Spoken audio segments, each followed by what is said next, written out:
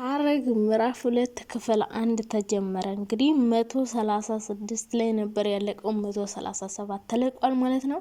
በጣም የሚያሳዝነውና የሚያናድደው ነገር አሁንም ኤፍራታ ሐዘን ላይና ለቅሶ ላይ ናት ማለት ነው። የኤፍራታና የናታን ልጅ ያፌት እንግዲህ ሞቷል ማለት ነው። ማን እንደገደለው አይታወቅም። ኤፍራታ ግን በልጇ ሞት በጣም እየተንገበገበችና እያዘነች ትገኛለች። ምክንያቱም በጣም ብዙ ነገር ያሳለፈችበት ብዙ መከራና ስቃይ አሳልፋ የወለደችው ልጇ ስለሆነ ይህ ልጇን ስላጣችው እሷ ላይ ደግሞ በጣም የእግር እሳት ሆኖባታል ማለት ነው። ናታንም እንዲሁ እንግዲህ ልጁ በመሞቱ ቢያዝንም ነገር ግን ደግሞ የኤፍራታ በዚህ ልክ ማዘንና ማልቀስ በጣም እያስደነገጠው ይገኛል ማለት ነው። ኤፍራታና ናታን አሁን ላይ ለመለያየት ወስናለች። ኤፍራታ የኛ መጥፎ እድል ነው ልጃችን እየገደለብን፣ እኛ ያሳለፍነው ስቃይ አንሶን ደግሞ ለምንድነው ልጃችን ያጣነው? ልጅን ማን ወሰደብኝ? ልጅን ማን ነጠቀኝ? እያለች ኤፍራታ እንግዲህ ማልቀሷንና ማንባቷን ቀጥላለች ማለት ነው። ኤፍራታና ናታን ግን በመጨረሻ አብረው ለመሆን ተስማምተዋል። መለያየት አለብን፣ ከዚህ በኋላ ካንተ ጋር መቀጠል አልፈልግም፣ መጥፎ እድላችን ልጃችን አሳጥቶናል፣ ከዚህም በኋላ አብረን ብንሆን ምንም አይነት ጥሩ እድል አይኖረንም፣ ስለዚህ ብንለያይ ይሻላል የሚል አማራጭ ለናታን አቅርባለት ነበር። ናታን ግን በጭራሽ ሊሆን አይችልም፣ እንደዚህ አይነት ቃል ከአንደበትሽ ሊወጣ አልፈልግም፣ አንቺ የኔና የኔ ብቻ ነሽ፣ የማንም ልትሆኝ አትችይም፣ መጥፎ እድል ቢሆንም ነገሮችን እናስተካክላለን እንጂ ከአንቺ ተለይቼ መኖርን ምርጫዬ አላደርግም፣ አንቺ የሰው ሆነሽ ማየት አልፈልግም በማለት እንግዲህ በመጨረሻ ኤፍራታና ናታን አብረው ለመሆን እንግዲህ ወስነው ተስማምተዋል ማለት ነው። ሰላም ውዴ ቻናል ቤተሰቦች እንዴት ናችሁ? ደህና ናቸው? በጣም ደህና ነኝ። እንግዲህ ሐረግ በጣም ተወዳጁ በጣም የምንወደው በስስት እና በጉጉት የምንጠብቀው ድራማ እንግዲህ ድጋሜ ምዕራፍ 2 ተጀምሯል ማለት ነው። እንግዲህ በምዕራፍ 2 ብዙ ነገሮች ይፈጠሩ ይሆናል ብዬ አስባለሁ።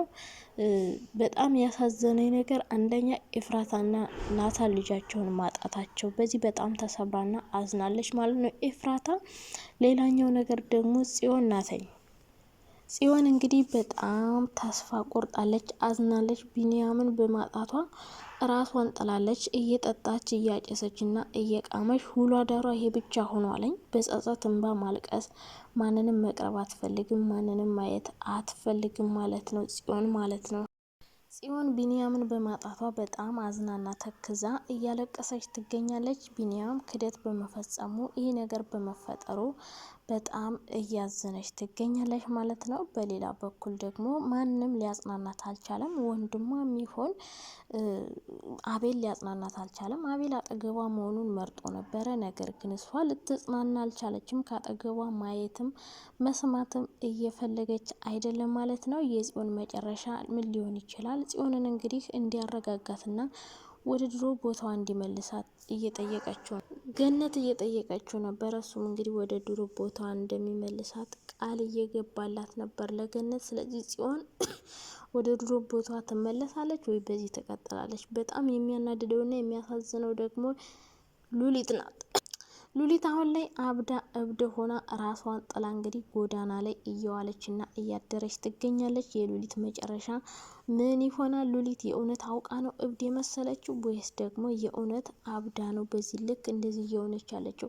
እንግዲህ ገነት ምግብ እያመላለሰች ለሷ እየመገበቻትና እያበላቻት ትገኛለች ማለት ነው።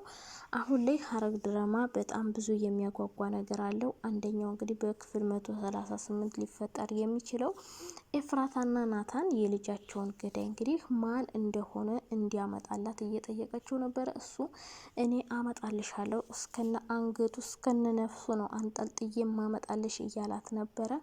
እንግዲህ ኤፍራታና ናታን የልጃቸውን ገዳይ ያገኛሉ ወይስ ደግሞ በፍለጋ በድካም እንዲሁ እንደተንገበገቡ የሚቀሩ ይመስላችኋል? በቀጣይ ክፍል የምናየው ነው የሚሆነው። ጽዮን እንግዲህ በዛው እንደወጣሽ ቀርታለች ማለት ነው። ራሷን እየጣለች ነው፣ ተስፋ እየቆረጠች ነው።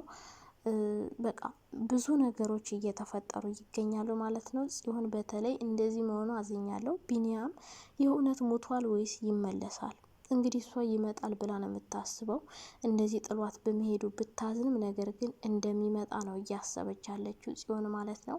ስለዚህ ቢኒያም ይመለሳል ወይስ ደግሞ በዛው የሚቀጥል ይመስላችኋል? ሞቷል? ቢኒያም እና ያፌት የት እንደደረሱ በተለይ በባለፈው ክፍል ምን እንደሆኑ የያፌትን አሟሟት ሳናይ ቢኒያምስ ምን ሆነ መጨረሻው? የሁላችን እንትን ነበረ በቃ ማወቅ እንፈልግ ነበር እና ያን ነገር እንግዲህ በምዕራፍ 2 የሚያሳዩን ይሆናል ብዬ ነው የማስበው። ምናልባት የኤፍራታና የናታን ልጅ የገደለው ምናልባት ያፌት ሊሆን ይችላል። ስለዚህ ቀጣይ የምናየው ነው የሚሆነው። እስከዛው ባይ ባይ።